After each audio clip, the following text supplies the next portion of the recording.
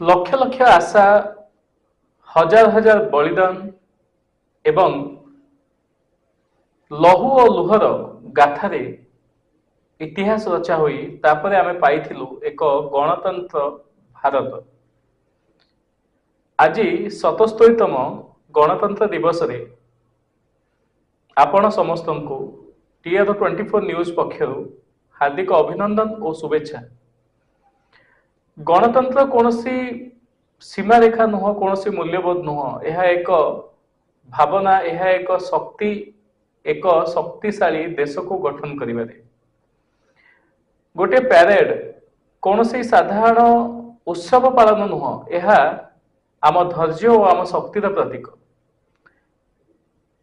लक्ष लक्ष लोक निजर जीवन को जलांजलि देथिले एही गणतांत्रिक भारत वर्ष पाइबा, किंतु समय क्रमे गणतंत्र मूल्यबोध बदली जाइछि एवं गणतंत्र आउ गणतंत्र होई नाही जो गणतंत्र को से माने आशा रखिथिले। निश्चित भावे आमे आजिर समय रे जाति, धर्म, वर्ण एवं विभिन्न भाषा भाषी ता छड़ा राज्य राज्य को नहीं किंबा प्रांत को नहीं आम भितरे असहिष्णुता वृद्धि आमे बढ़ई चलीचे। तेबे गणतंत्र दिवस रे आज आमे शपथ नबा, आमे प्रथमे हेबा भारतवासी, तापरे आउ किछि।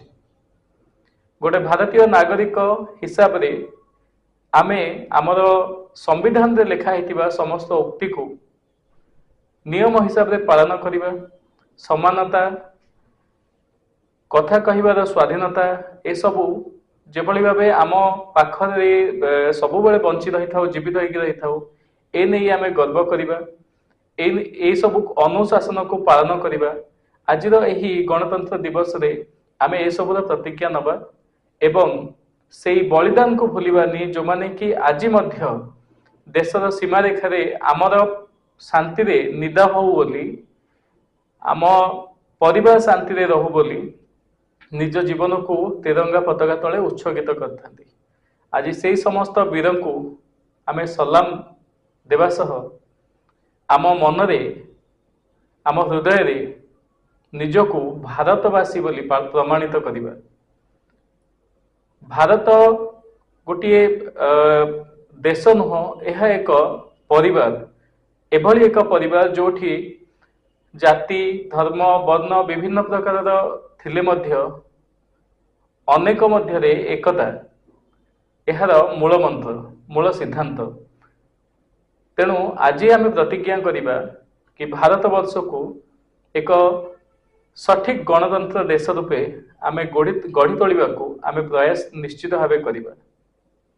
कारण कहा जाए राम सेतु रे गुंडुची मूसार मध्य अवदान थाए। तेणु प्रत्येक लोकंक पाखरे देश प्रेम उजागर हवा कथा, देश प्रेम रहिबा कथा, देश पई किछि करि जिबार शक्ति रहिबा कथा। तेबे निश्चित भावे एई गणतंत्र दिवस आपण समस्तंक पई शुभंकर हेउ, एहा ही आम TR24 न्यूज पक्षरु कामना। जय हिंद।